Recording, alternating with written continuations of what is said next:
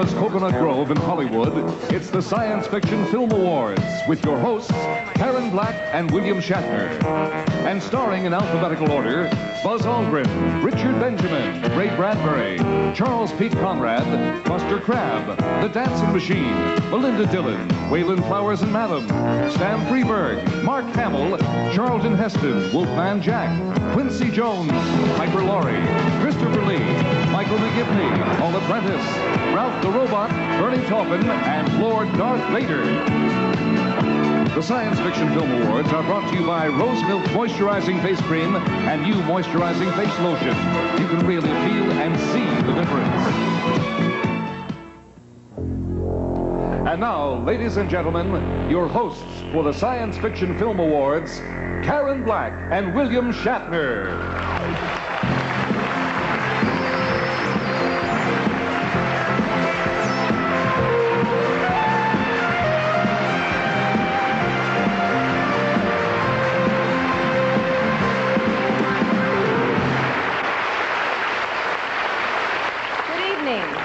And thank you.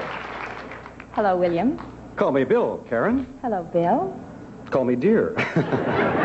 Good evening, Karen, and welcome to the Science Fiction Film Awards. And what a year it has been for the science fiction films. Not only science fiction, but fantasy and horror films as well. This is actually the 5th year that the Academy of Science Fiction, Fantasy, and Horror Films are presenting their award.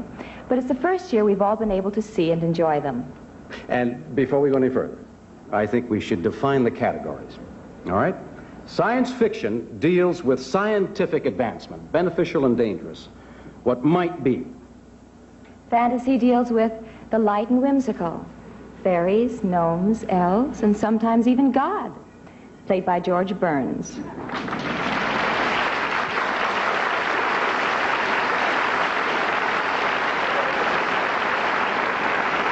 George Burns is my God. And horror, a form, now listen to this very carefully, which stylistically appeals to the primal emotions of fear, particularly in Destiny with legends of the supernatural. Oh.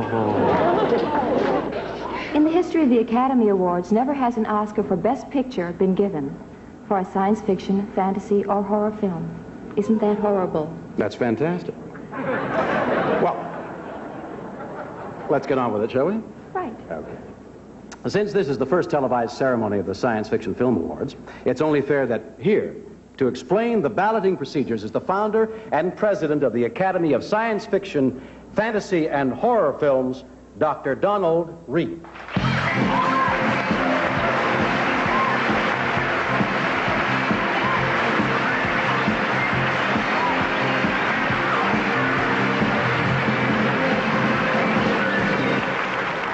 The Academy of Science Fiction, Fantasy, and Horror Films, composed of both professionals and devotees, presents these awards of merit and recognition as a simple thank you to films and filmmakers who have brought us all so much pleasure. All the members of this Academy voted in selecting the winning films. Special blue ribbon committees voted by secret ballot on the other categories. The ballots for tonight's awards were tabulated by the independent certified public accounting firm of Haskins & Sells. At the direction of the Academy of Science Fiction, the results of all categories but one are unknown to everyone, including the 600 members of this Academy, and are being revealed for the first time tonight. During tonight's ceremony, the Academy of Science Fiction and Fantasy and Horror Films hope to honor those we love and appreciate. We welcome the support of all viewers. We hope people who are watching this program may join this Academy so we may continue to honor these excellent films and filmmakers. Thank you.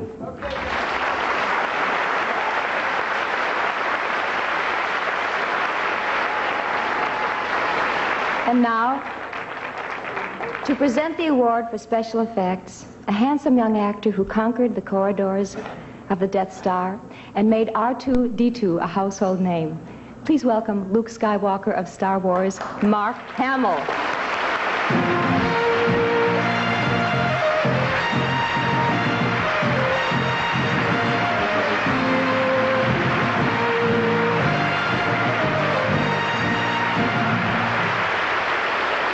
Well, I've discovered something tonight. It's impossible to appear calm in a tuxedo. But I'm here tonight to present the award for Best Special Effects, and my co-presenter is one of the true originals of science fiction films. If it weren't for his buck and his flash, we might not all be here tonight. Hello, Dad? Yes, we found large deposits of Polaroid in the kingdom of Phrygia. What? Give me don't fire! Save yourself, Flash. You've been burned to a cinder by setting you free first. He has chosen his own death. Stop it! Stop it! Ladies and gentlemen, the original Flash Gordon and Buck Rogers, Mr. Buster Crabbe.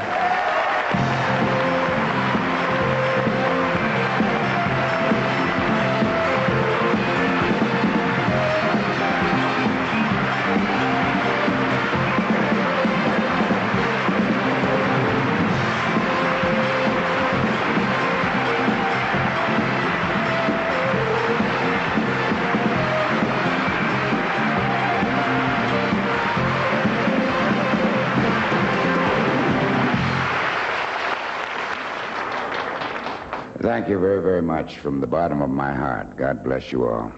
The nominees for the Best Special Effects in Science Fiction, Fantasy, or Horror Films are Douglas Trumbo for Close Encounters of the Third Kind.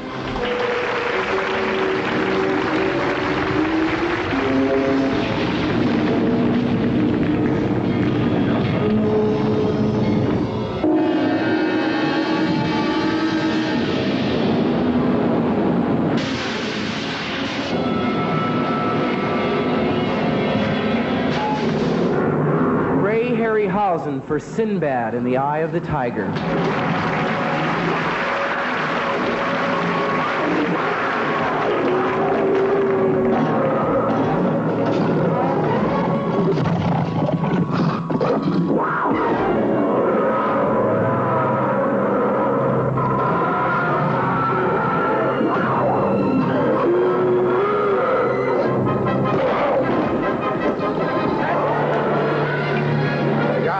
And John Sturz for Star Wars.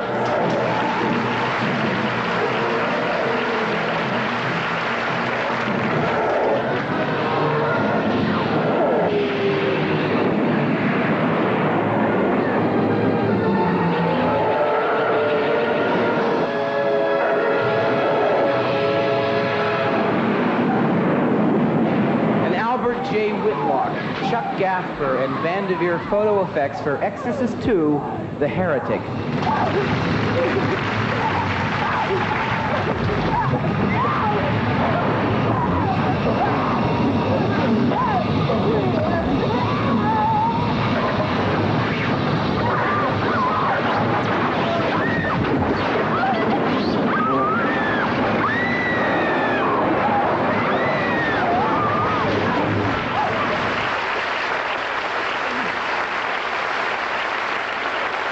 And the winner is John Dykstra and John Sturz for Star Wars.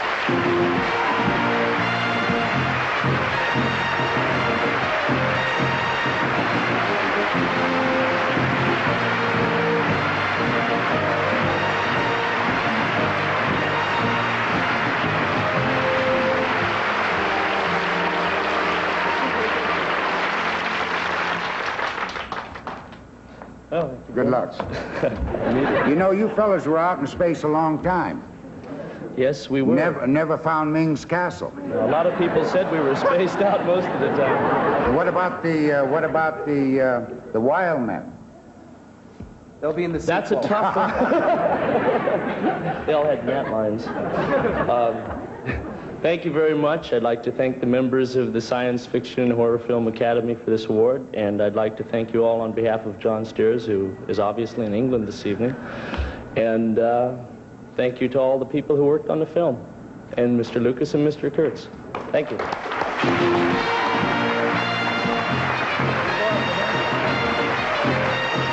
Here to present the awards for Best Supporting Actress and Actor are the stars of two films which together have grossed over $250 million. It's a lot of money.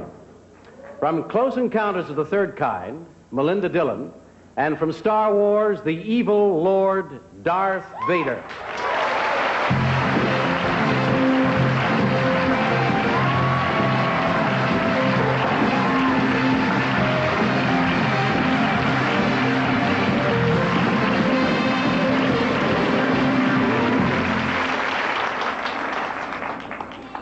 The nominees for the Best Supporting Actress in a Science Fiction, Fantasy, or Horror Film are Alexis Smith for The Little Girl Who Lives Down the Lane, Terry Garr for Close Encounters of the Third Kind, John Bennett for Suspiria, Margaret Whitman for Sinbad and the Eye of the Tiger, and Susan Terrell for Bad. and the winner is Susan Terrell for Bad. All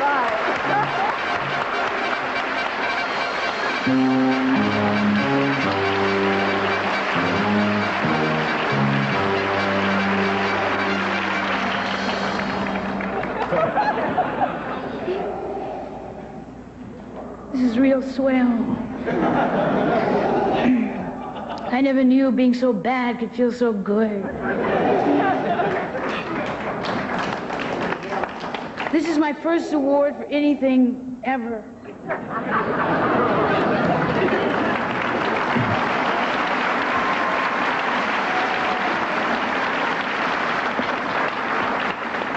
It seems fitting that it should be in science fiction and horror. I hope I give you a lot more reasons to give me a lot more of these. Thanks.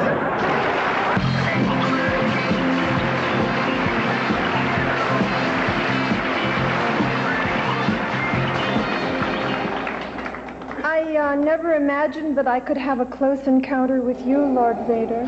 It is unlikely that you ever will again, unless you are unfortunate enough to be found on the Death Star. Well, if I am, I'll try to have the Force with me. I am a bit late for my next battle, so if you don't mind. No, I don't mind. The nominees for the Best Supporting Actor in a Science Fiction, Fantasy, or Horror Film are Alec Guinness for Star Wars, Peter Cushing for Star Wars, Burgess Meredith for The Sentinel, Woody Strode for Kingdom of the Spiders, and Red Buttons for Peace Dragon.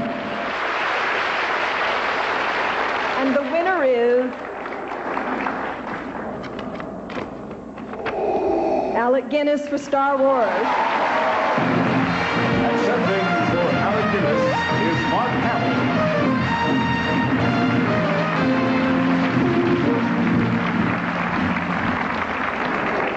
Hamill. It was such an incredible honor to meet him, to meet Sir Alec, much less work with him. I'm so pleased that you've given this expression of your thanks, because he's given us so much over the years in all his films, and I will give it to him when I see him next week. Thank you very much.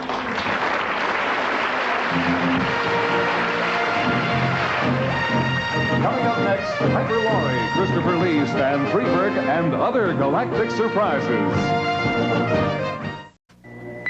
A world of technology, and I'm writing with an antique. Try this, Steve. The Scripto Easy Roller? The Easy Roller is a very different writing instrument. It really Now, is. Scripto has combined the best of a fountain pen, ballpoint, and felt tip in one pen. Perfect. It's so my smooth. pen, Steve. Give me the pen, Steve. It's my Fantastic. pen, Steve. I'm keeping the pen. The Scripto Easy Roller. All the perfection a human ever needs. Steve's. You're watching Sleepcore. Pleasant dreams.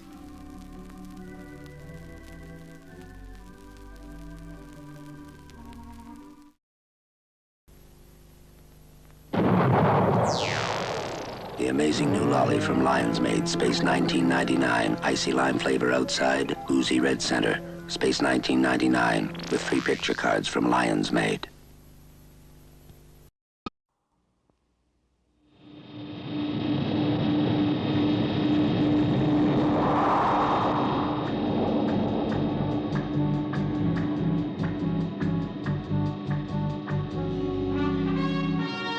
Arc 2 log, entry 1444. We are now located in Sector 83, Area 12. From this location have come reports of serious infringements on the rights of others, perpetrated by a marauding band of parentless children called the Flies. Our mission is to find them and to try to bring some discipline and reason into their lives. We expect to make contact soon. Signed, Jonah, Captain Arc 2.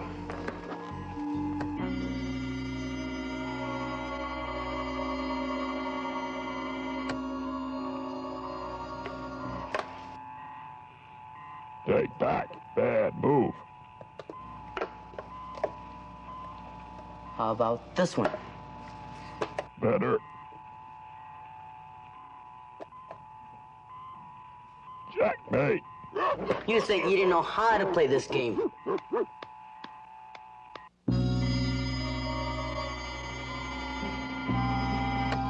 I see something. Jonah, it's them. The Flies we've been looking for. Prepare for departure.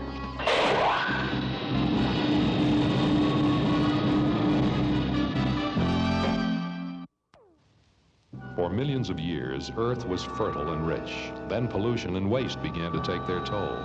Civilization fell into ruin. This is the world of the 25th century.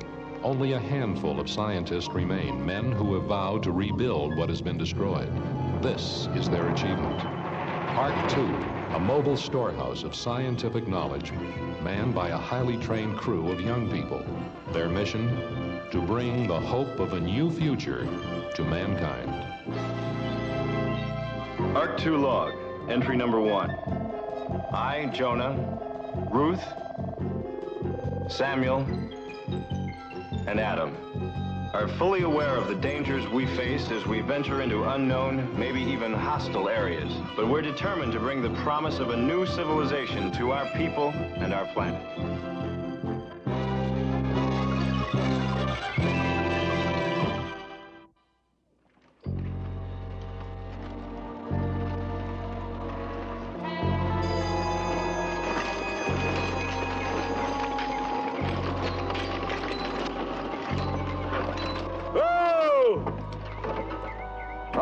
Hurry, lads, hurry! Hurry, lest we be discovered. Now then, see what there is. Look around you, carefully.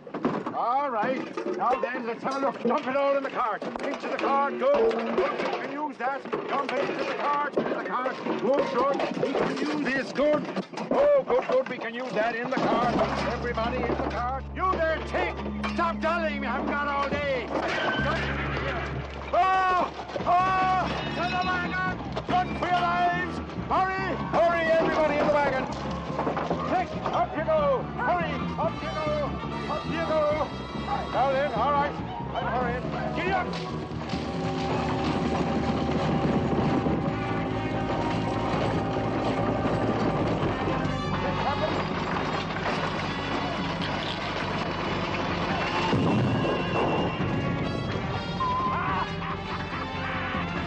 You toad! Don't they hang on to there? You keeper of flies! You want! Keep out of my territory!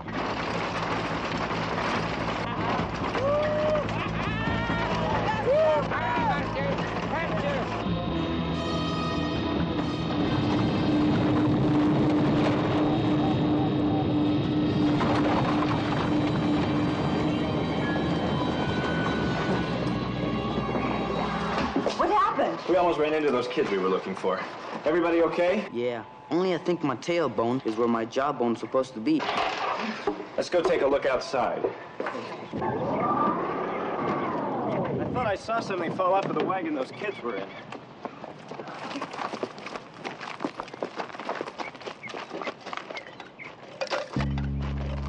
Take a look at this. Poison gas. Man, that's deadly stuff. Hasn't been used for hundreds of years. And the question is, what were they doing with it? And do they have any more?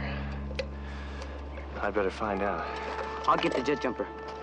Gas mask too, Samuel. Right. I have to sit down for a minute. We have to have a little chat because we got a problem backstage. And my rule is that if there's a problem going on, I won't take the blame for it. I will find a scapegoat. And so that you'll understand if something goes wrong, it's not my fault.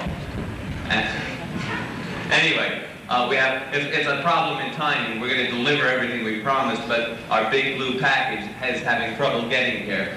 That's our code name for one of our stars. Now, he's on his way. The problem is there's some kind of traffic jam.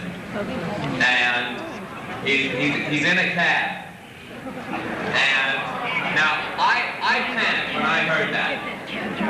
Because I don't know if it's true, but somebody told me that they do not let you drive a cab unless you are homicidal and psychopathic. They do not let you drive a cab. Is that true? But I did hear that the safest place to be is inside the cab before you pay the fare. No harm will come to you until after you've paid your fare. We had a thing happen the first show, I'll let you in on it, where, now I don't know who set it up. There's an organization in this city called Pie Kill, you've heard of it? Yeah. Somebody who thought he was being funny hired someone to try and hit Bill Shatner with the pie. He missed.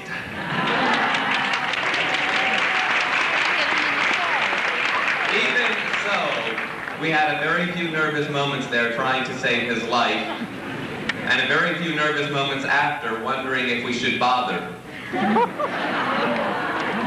I ended up with my knee on his chest, explaining.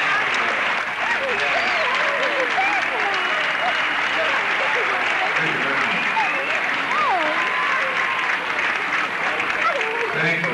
I'm a little bit late because the hovercraft that was supposed to pick me up didn't find me and had the wrong coordinates or something. But I'm here and I'm delighted to be here with you. You been having a good time?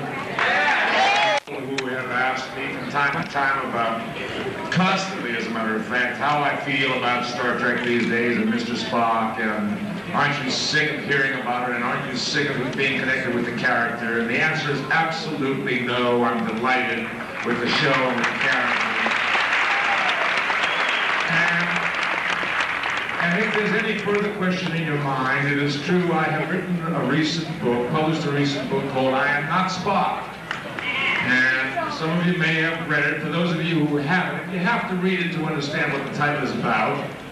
But I will help you because I have a copy here. I'd like to read a little bit from it for you so you understand what that title really means. I believe the title is nothing more than a statement of fact.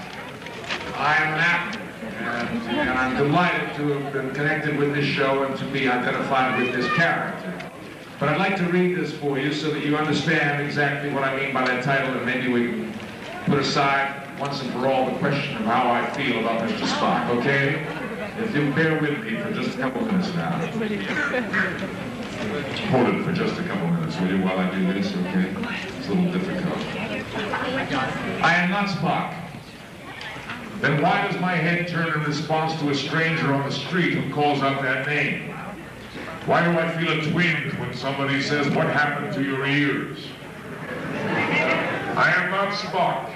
Then why do I feel a wonderful warmth when I hear or read a compliment aimed at the Vulcan? Spock for president, read the bumper sticker on the car in front of me.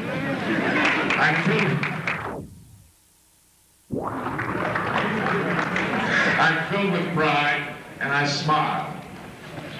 I'm not Spock, but if I'm not, who is? And if I'm not Spock, then who am I?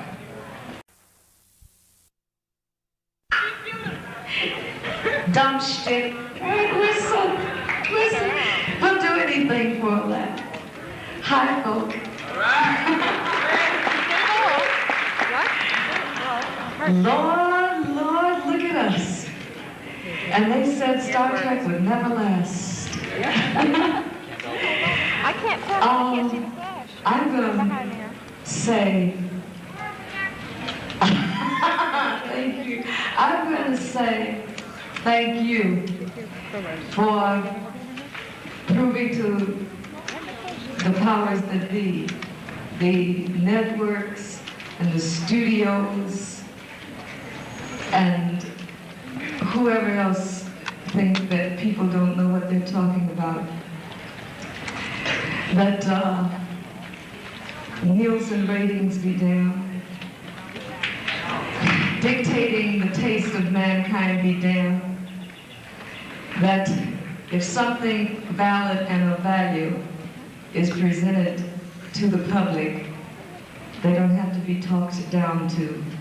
And if something of value that is valid is presented on the finest media that we have this day, television, that there's a public out there who will not be talked down to and will not be educated down to, that we have minds of our own. And I want to thank you for making it possible that Star Trek lives. Do you think that social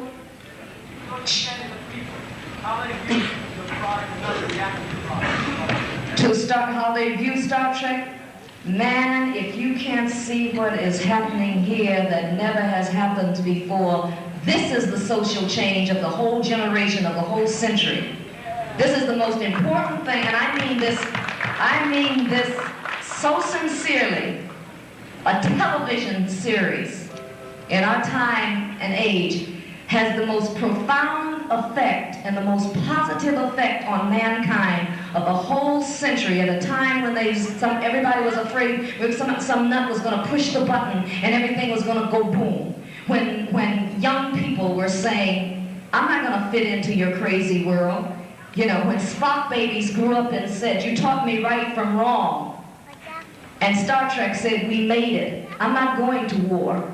Ain't gonna war no more. When people start saying, I'm going to respect people because of their differences, not in spite of them. When the people started saying that mankind is worthy and is noble, and we are not base by nature. We are not born in sin. We're born to elevate ourselves and to be noble and to reach that nobility. And Star Trek said, we made it. That's the social change.